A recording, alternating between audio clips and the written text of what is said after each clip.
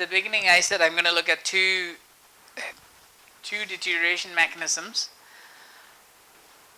and then we're going to take that into service life modeling and everything else tomorrow onwards.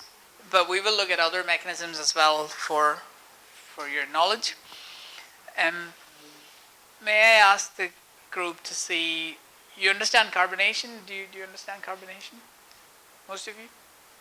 Okay. I will cover that anyway. I'm just trying to gauge that. Chlorides? Okay. If I say the word DEF, D-E-F, does that make sense? D-E-F. Delayed ettringite formation. Okay. Don't worry about it. I'm trying to gauge your awareness so that I can pitch it at that level. Sulfate attack? It seems a lot of people know sulfate, which is unusual. What other things are there? AAR?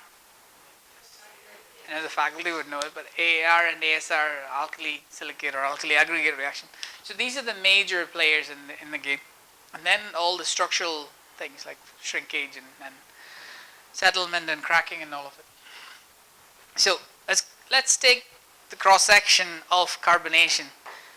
What happens during carbonation? Is carbonation a good thing or a bad thing? You must be an environmentalist or tree hugger, as we call it. Carbonation depends. It's a perspective.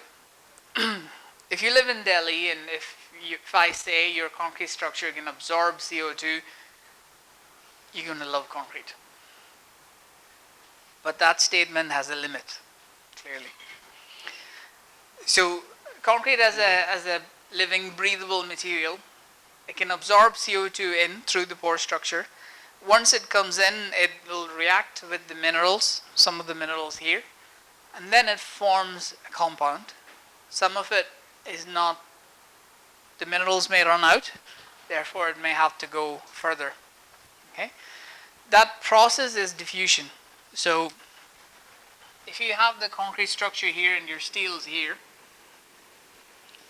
and your CO2 is coming, you have larger concentration of CO2 here, and you have no CO2 in the concrete, there is a concentration difference.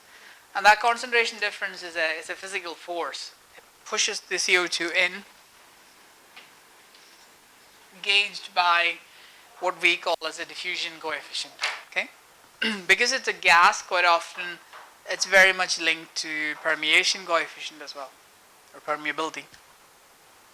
Permeability is often connected to the pressure difference. So that means this CO2 will come into the concrete, it will react. So it's a two-phase thing. It's a transport, which is a movement, and a reaction. Okay? And that's, we were talking about the reaction. The reaction for an environmentalist, the reaction is good because you're absorbing CO2, which cement produced in the first place, so it's great. But not on the same scale, you know, like it's much lower than what it can absorb compared to what it emits. So assume these are the CO2 particles. They are charged, every particle is charged. Once they come into the cement matrix, it will then look to react within the cement matrix. If it can't react, it will either sit there idle, if the environment is suiting, or it will try to go further, guided by the concentration difference. Okay? So the primary reaction we know of CO2 is it will react with calcium hydroxide. Okay?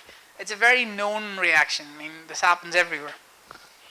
And the net result is a bigger crystal called calcium carbonate. Okay? Calcium carbonate is a very solid crystal. Have any of you seen cave systems?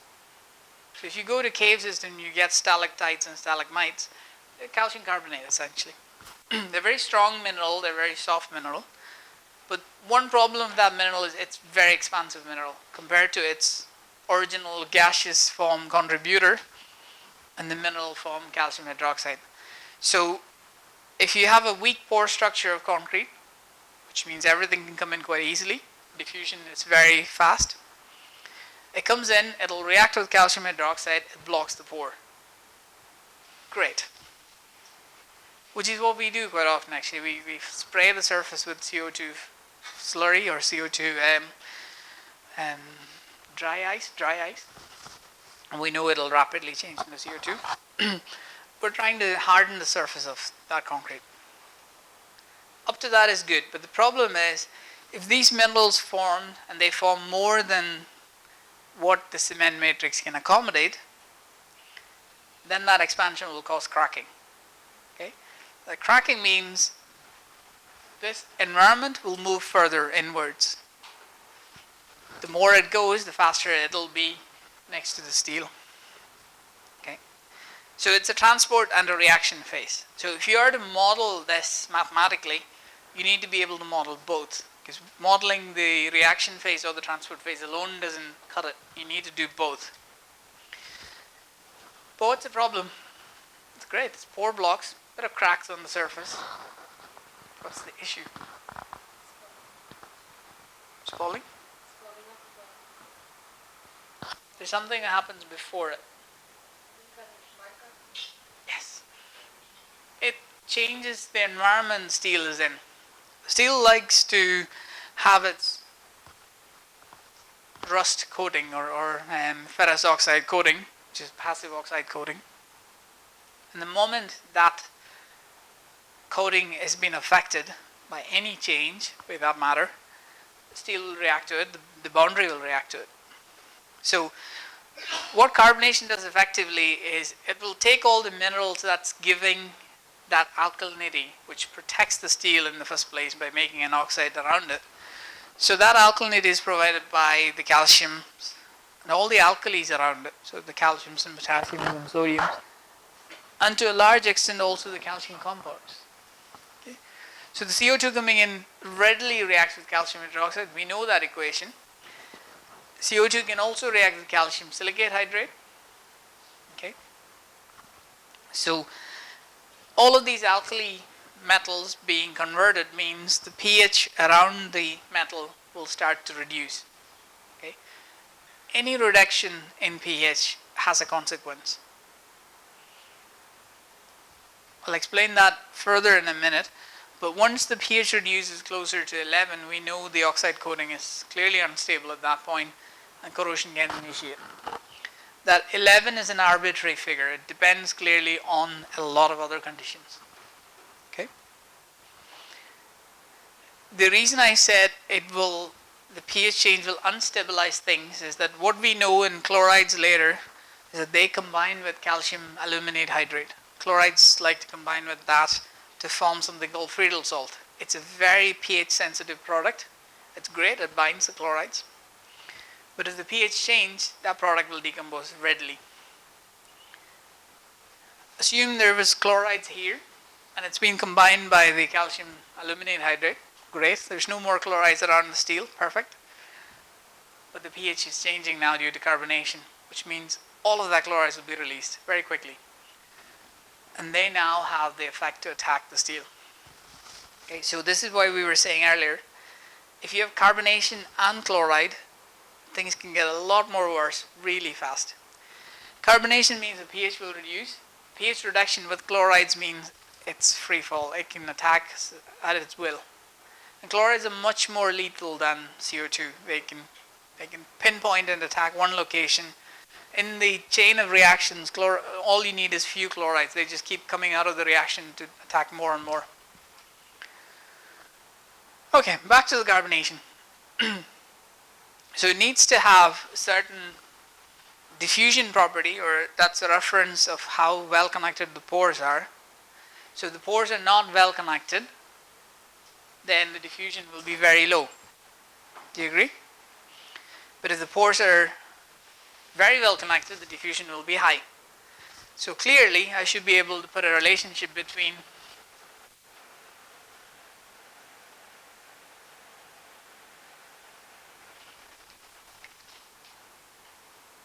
yes?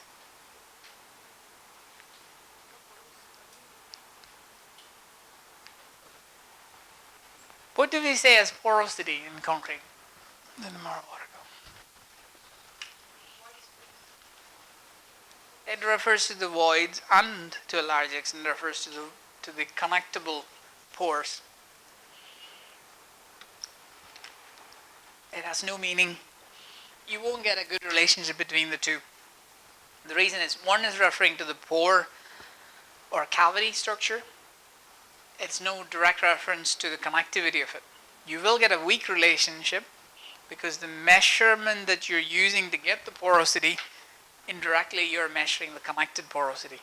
You're probably sending water or something else to measure the porosity, which means you're indirectly measuring that. But I would not advocate you to relate the two. They are referring to two different entities. But if there was a measure called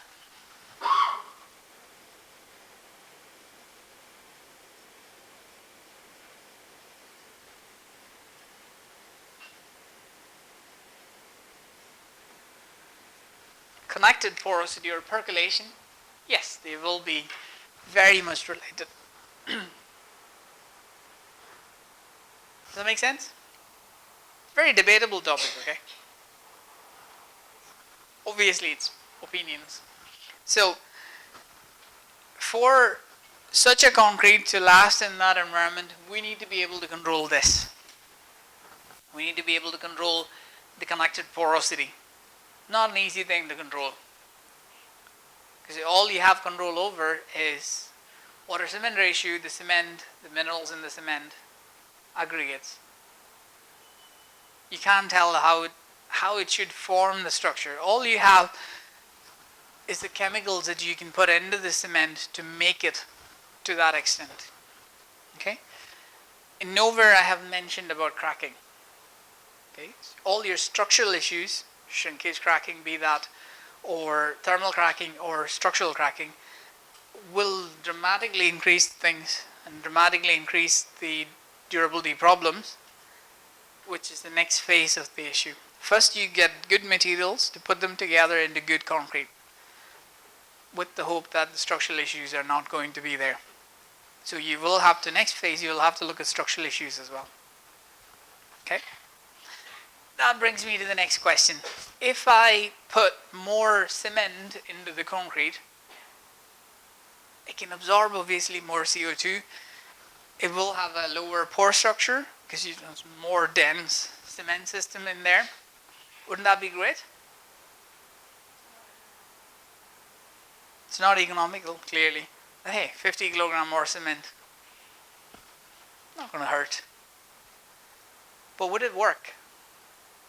You know, in practice, quite often people will say, more cement, just add more cement or more steel. Let's do the job. Sorry? Okay. Heat of hydration. You're now starting to talk other things that I haven't mentioned yet. What else? Cost is an issue. Heat of hydration is an issue. What else? What shrinks in concrete? Is the aggregate shrinking? Not the sand, not the water, non-compressible water. It's the cement that's shrinking. The more cement you add, the higher your potential for shrinkage, unless you balance it. So the more cement you pack into the matrix, it's good durability-wise per se, but the net effect or the negative effect it has on the durability and the structural properties are to be considered very carefully. Heat of hydration is an issue. The more eliminate phases you have, the faster the reaction, the faster the onset of heat. Thicker the concrete panel, higher that heat, which means concrete, in addition to its own structural stress, will now have to take thermal stress. And if you're mechanical engineers, you try to avoid that thermal stress coming into structures. You try to leave it to be able to flex, you be able to expand, to cut out thermal stress. You don't have the luxury because your force and reaction is within. You can't let it expand. So adding more cement, not a good idea. What choice do you have then? How can you make good quality concrete? Okay. has to be workable, because if the concrete that you pour is non-workable, you're inviting trouble, probably at a much larger scale. Okay? So none of what I'm saying here excludes to the fact good engineering practices have to prevail. So it has to be workable. A person will have to be able to put it onto the ground without having to struggle, because struggle means they won't be able to fill all the cavities. So that's that given. Materials. You can pack the materials in that are non-reactive, technically, or mildly reactive. Inert materials. I presume you have a lot of waste materials that needs to be found a place to live. Concrete is the best place. You can put everything in concrete. Don't, but I'm just saying. But a lot of the inert materials can be put in, subject to you seek the help of a concrete technologist, which just look at yourself in the mirror, you are the concrete technologist. So as long as you understand what that material is going to do in the microstructure, you can put them in. Limestone filler is a very common filler. I don't know how common the product is here. Okay. So quarry dust. This is a quarry area, isn't it? So quarry dust is a limestone quarry, then you get the limestone powder. You can put that in.